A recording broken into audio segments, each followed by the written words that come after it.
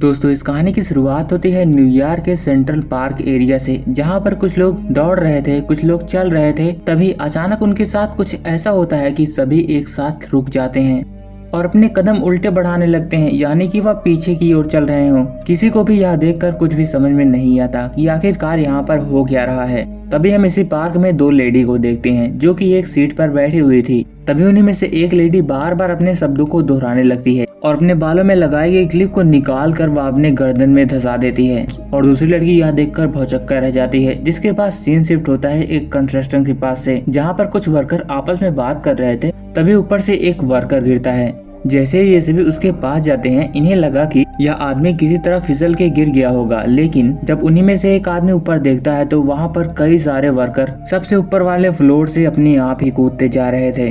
और यह चीज सिर्फ यहीं पर नहीं हो रही थी, बल्कि न्यूयॉर्क सिटी में पूरे जगह पर हो रही थी, जहाँ पर लोग किसी तरह अपने आप को मार रहे थे। जिसके बाद इस मूवी का सीन शिफ्ट होता है बायोलॉजी टीचर के पास से, जहाँ पर वह नेचर का चैप्टर पढ़ा रहे थे।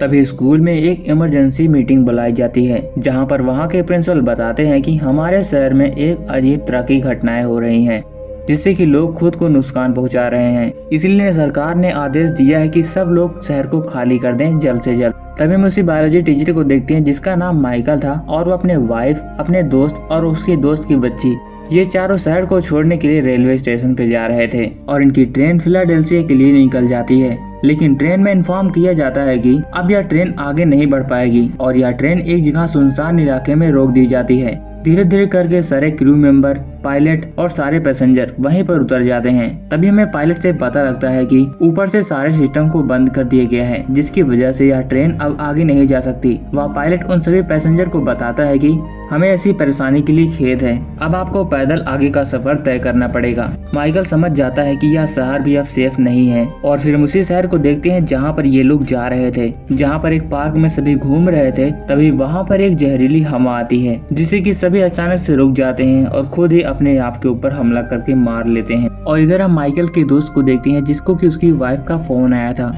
माइकल के दोस्त को पता लगता है कि उसकी वाइफ बॉस्टन शहर में फंसी हुई है और वह उसे बचाने जाने वाला है। वह अपनी बेटी को माइकल के पास ही छोड़कर एक जीप से लिफ्ट लेते हुए वहां से निकल जाता है। माइकल का दोस्त बॉस्टन एरिया में पहुंचता है तो वह देखता है कि वहां पर भी वह वायरस, यानी कि वह जहरीली हवा फैल चुकी थी। सभी अपने आप को नुकसान पहुंचा रहे थे और काफी लोग तो मारे गए थे।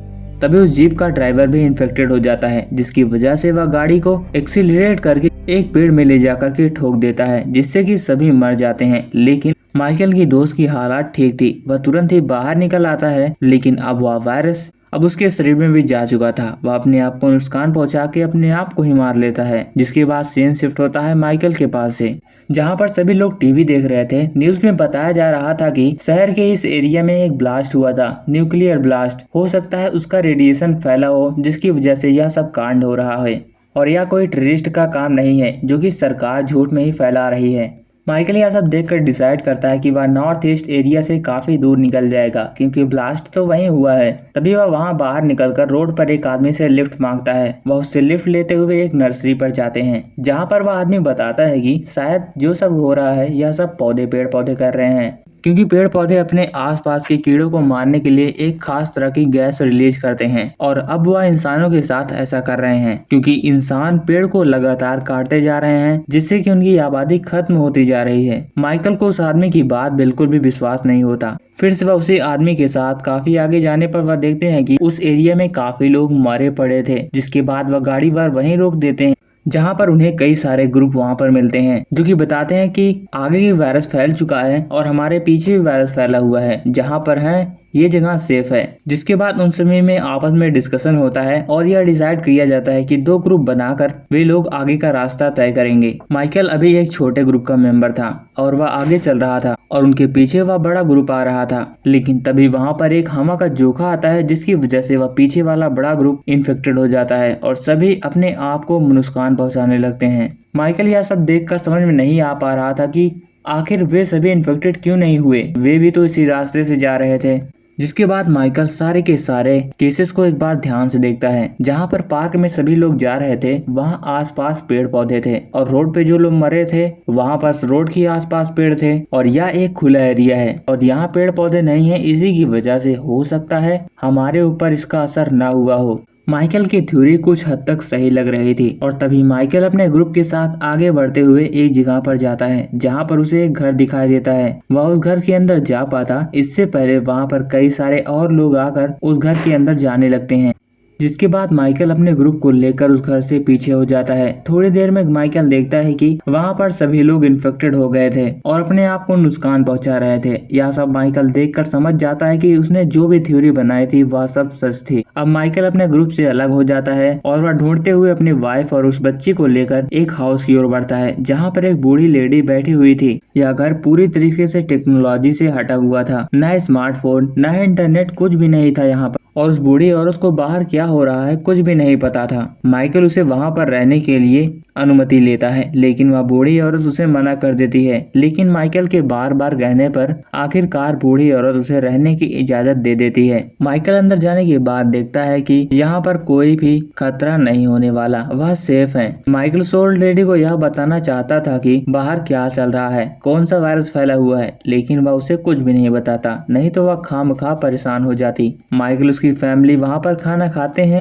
और अगली सुबह होने पर हम देखते हैं कि वह बूढ़ी औरत अब पागल सा व्यवहार करने लगी थी और माइकल के ऊपर चिल्लाना शुरू करती है। जिसके बाद वह घर के बाहर गार्डन में जाती है, वहाँ पर वह अपने आप को नुकसान पहुँचाने लगती है। यह देखकर एलियट हैरान हो जाता है कि आखिर इस बूढ़ी औरत को यह वायरस कैसे लग गया, जबकि यह बिल्कुल ठीक थी और हम भी ठीक थे और इसी घर में थे। वह समझ जाता है कि यह पेड़ पौधे नहीं चाहते कि माइकल और उसकी फैमिली यहाँ पर रहे। माइकल घर के अंदर जाकर दरवाजे को बंद कर लेता है। दरअसल माइकल अभी घर पर अकेला था और उसकी वाइफ और वह बच्ची दोनों दूसरे केबिन में थे, जहाँ केबिन से एक पाइप होकर जाया करती थी और वे दोनों उसी पाइप के द्वारा आपस में बात करते हैं कि कुछ भी हो जाए दरवाजे को मत खोलना। तभी माइकल देखता है कि वह बूढ़ी औरत वापस आकर अपने सिर से वहां की खिड़कियों को तोड़ने लगती है, जिससे कि वहां की हवा अंदर आने लगती है। और इधर माइकल की वाइफ को देखते हैं, वह भी देख रहे थे कि धीरे धीरे वह हवा तेज होती जा रही थी। दोनों फिर से आपस में बात करते या डिसाइड करते हैं कि अगर वह मरेंगे तो साथ में ही मरेंगे, इसलिए दोनों घर से बाहर निकल जाते हैं और एक दूसरे का हाथ पकड़ लेते हैं और हवा उन्हें छू कर निकल जाती है, उन्हें कुछ भी नहीं होता। अब ये लोग समझ चुके थे कि यह जहरीली हवा धीरे धीरे कम होती जा रही है, अब यह दूसरे शहर में बहकर जा रही है और माइकल और उसकी वाइफ कई महीने यहीं पर रहते हैं। जिसके बाद जब वह शहर में जाते हैं तो सब कुछ पहले जैसा था। हालांकि कई सारे लोग मारे जा चुके थे, इसी वजह से ज्यादा शोर शराबा नहीं था। जहाँ पर एक टीवी में न्यूज चल रही होती है, जहाँ पर वैज्ञानिक बता रहा था कि यह एक नेचुरल डिजास्टर था। जो हमारा नेचर है वह इंसानों को यहाँ रहने नहीं देना चाहता क्योंकि वह उसे नुकसान पहुँचा रहे हैं। लेकिन उल्टा एंकर उससे पूछता है कि आखिरकार यह न्यूयॉर्क में ही क्यों हुआ, बाकी शहर में भी तो हो सकता था। जिसके अगले हिस्से में हम दूसरे शहर में देखते हैं, जहाँ पर कुछ स्टूडेंट गार्डन में गए हुए होते हैं। तभी वहाँ से एक हवा गुजरती है और सभी के सभी रुक जाते हैं और उल्टा चलना करना शुरू कर देते हैं और यहीं यह मूवी खत्म हो जाती है। यह सस्पेंस बड़ा ही तगड़ा था। यह जहरीली गैस पूरे ही शहर में ऐसे ऐसे करके फैल जाएगी और यहाँ भी वही होगा जो कि न्यूयॉर्क सिटी में हुआ। तो उम्मीद करता हूँ कि आपको यह मूवी पसंद आई होगी। तो वीडियो पसंद आई हो तो लाइक कीजिएगा, चैनल को भी सब्सक्राइब कीजिएगा ऐसे इंटरेस्टिंग स्टोरी के लिए। तो मिलते हैं किसी और स्टोरी के साथ, तब तक के लिए बाय बाय।